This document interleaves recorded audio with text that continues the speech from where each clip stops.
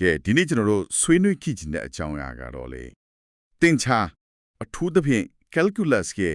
တော်တော်လေးအသုံးဝင်တဲ့အပိုင်းတစ်ခုပေါ့ ဟုတ်ကဲ့ linearization နဲ့ differentials အကြောင်းလေးပါ ဟုတ်ပါတယ်ဒီအတွက်ကျွန်တော်တို့လေ့လာထားတာတွေကတော့တက္ကသိုလ်တုံးဖတ်စာအုပ်တွေအပိုင်းတချို့ပြီးတော့ YouTube ကအရန်နားလေလွယ်တဲ့သင်ခန်းစာတစ်ခု Reddit ကတင်ချဝါဒနာရှင်တွေအပြာလန်ဆွေးနွေးထားတာလေးတွေလည်းပါသေးတယ်နော် အဲ့ဒါပေါ့ဆိုတော့ကျွန်တော်တို့ရဲ့ဒီနေ့ရည်မှန်းချက်ကရှုပ်ထွေးတဲ့မြင်ကွဲတွေကိုရိုးရှင်းတဲ့မြင်းဖြောင်းနေလို့သဘောထားပြီးဘလူးခမန်းတွက်ချက်မလဲအဲ့ဒီကနေတစ်ဆင့်တိုင်းတာမှုတွေမှာဖြစ်တတ်တဲ့အမှားယွင်းတွေကိုဘလူးဖော်ထုတ်မလဲဆိုတာကိုနားလည်ဖို့ပါပဲဗျာ ဟုတ်ကဲ့ ကဲပထမဆုံးအနေနဲ့ linearization ဆိုတဲ့စကားလုံးကြီးကိုခဏဘေးပဲထားလိုက်အောင်ရိုးရှင်းတဲ့အတွေ့အကြုံနဲ့စကြည့်ခြင်းနဲ့ ကောင်းပါရဲ့ Evelyn မြင်ကွဲတစ်ခုကိုလေအရန်ကိုအနီးကပ်ချဲ့ကြည့်လိုက်မယ်ဆိုပါတော့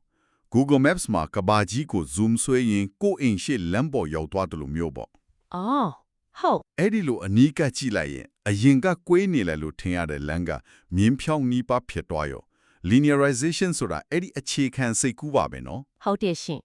အဲ့ဒီ analogy ကတိတ်ကောင်းပါတယ်မြင်းကွေးပေါ်ကအမှတ်ကခုမှရှိတဲ့ထီမြင်း tangent line လို့ခေါ်တဲ့မြင်းဖြောင်းကိုတုံးပြီးအနီးနားကတန်ဖိုးတွေကိုခန့်မှန်းတဲ့နီလမ်းပေါ့ ဟုတ်ပြီ နောက်ကမျိုးစဉ်းစားလို့ရတာကဒါဟာလမ်းညွန်ပေးတာနဲ့တူတယ်ပေါ့ကိုတိပြီးသားနေရာတစ်ခုအမှတ် A မှာရပ်နေတယ်အဲ့ဒီကနေဘေကိုတောရမလဲဆိုတဲ့တိကျတဲ့ဥတီယာ slope ကိုလည်းတိတယ် ဟုတ်ကဲ့ ပြီးတော့အဲ့ဒီဥရိယာအတိုင်းခြေလမ်းနည်းနည်းလောက်ချင်းချင်း x လောက်ရှောက်လိုက်ရင်ကိုရောက်ချင်တဲ့ပန်းတိုင်အစစ်အမှန်နဲ့အရန်နီးစက်တဲ့နေရာကိုရောက်သွားမှာပဲအဲ့ဒါကိုတင်ချာညီမြောက်ချင်းနဲ့ရေးလိုက်တော့ L of x equals to f of a plus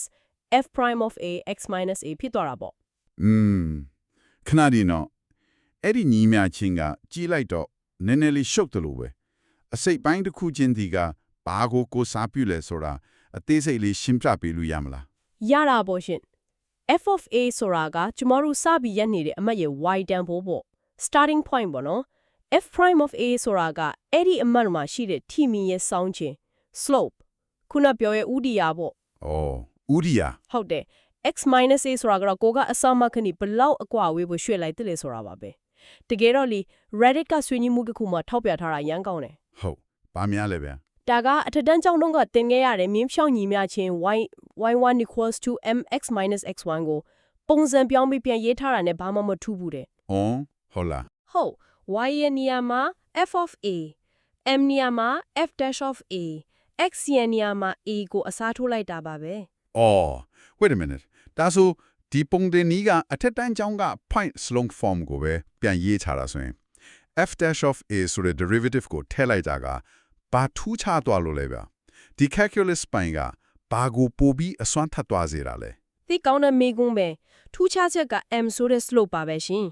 အရင်တော့ကမြင်းဖြောင်းတဲ့ကျောင်းကသူ slope ကပုံတယ်ပဲလေဒါပေမဲ့မြင်းကွေးတွေမှာတော့အမှတ်တိုင်းကျင်းစီရဲ့ slope ကမတူတော့ဘူး ဟုတ်တယ် အဲ့ဒီတော့ f dash of a ဆိုတဲ့ derivative ကကျမတို့ကိုမြင်းကွေးဝကဘယ်မှတ်မှမဆိုအတိအကျထိနေတဲ့မြင်းဖြောင်းရဲ့ slope ကိုရှာပေးနိုင်တဲ့ tool တစ်ခုဖြစ်သွားတာပေါ့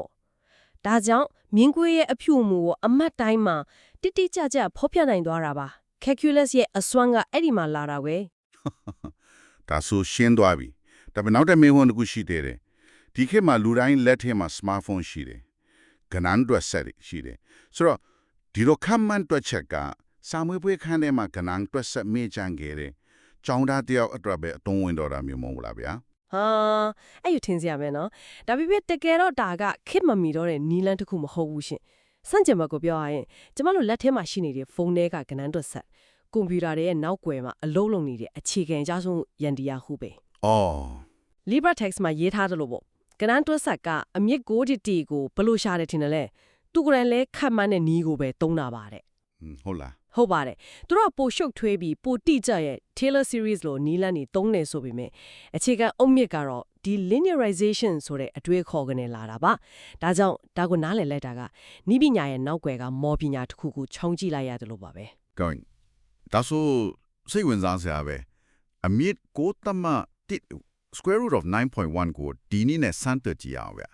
ကျွန်တော်သိတာကအမြင့်ကိုက3ဆိုတာပဲ ကောင်းပါပြီကျမတို့ရဲ့ function က f of x equals root x ပေါ့ တိပီလာအမှတ်က a equals 9ဆိုတော့ f of 9က3ဖြစ်မယ် ဟုတ်ကဲ့ 3သူ့ရဲ့ derivative f prime x က1 divided by 2 root x ပါဒါကြောင့် a equals 9မှာဆိုရင် f prime 9က1 divided by 2 root 9ဆိုတော့1 over 16ရမှာပေါ့ 116ဟုတ်ပြီ အခုဒီတန်ဖိုးတွေကိုပုံသေးနီး L of x equals f of a plus f prime a x minus 8ထဲမှာအစားထိုးလိုက်ရင် L of x equals 3 plus 116 x minus 9ဆိုတဲ့နည်းမြချင်းကိုရပါပြီ အဲ့ဒါကကျွန်တော်တို့ရဲ့ခံမှန်းပေးမဲ့မြင်းဖြောင်ကြီးများချင်းပေါ့ဒါဆိုအမြင့်ကိုတမတ်အကိုခံမှန်းခြင်းရင် x နေရာမှာ 9.1 ထည့်လိုက်ရုံပဲ မှန်ပါတယ် L of 9.1 equals 3 plus 116 9.1 minus 9လို့တွက်လိုက်ရင်3 plus 116 0.1ဖြစ်သွားပြီးတော့အဖြေက 3.01666 ပေါ့ 3.0167 နီးပါးရပါတယ် ဟုတ်ကနိုင်တွက်ဆက်နဲ့တကယ်နှိကြည့်တော့ရော ကနန်းတက်ဆက်နဲ့တကယ်နိကြည့်ရင်အဖြေအမှန်က 3.01662 ရပြီးတော့ကျမတို့ရဲ့ခန့်မှန်းချက်ကတသမကိန်းလေးနေတာလောက်အထိမှန်နေတာကိုတွေ့ရမယ်တော်တော်လေးကြည့်ကြအလီနော် တော်တော်နီးစပ်ကပဲ ဟုတ်တယ်ဒီနည်းတိုင်းပဲ sin 62 degree ကို sin 60 degree ကနေခန့်မှန်းတာ 1.01 cube ကိုခန့်မှန်းတာတွေလှုပ်လို့ရတယ်အရေးကြီးတဲ့သတိပေးချက်တစ်ခုကတော့ trigonometry function တွေအတွက်တွက်တဲ့အခါ degree ကို radian ပြောင်းသုံးဖို့လုံးဝမမိဘူးကပဲ အော်ဟုတ်တယ်နော် ကျောင်းတော့ဆိုရင်ဒီ trigonometry function တွေကိုတွက်တိုင်း degree ကနေ radian ပြောင်းဖို့မေ့တက်လို့အဖြေတွေအများတန်းကမောက်ကမတဲ့ထွက်ခဲ့ရတတိယမိတည်တယ် ကောင်းပြီ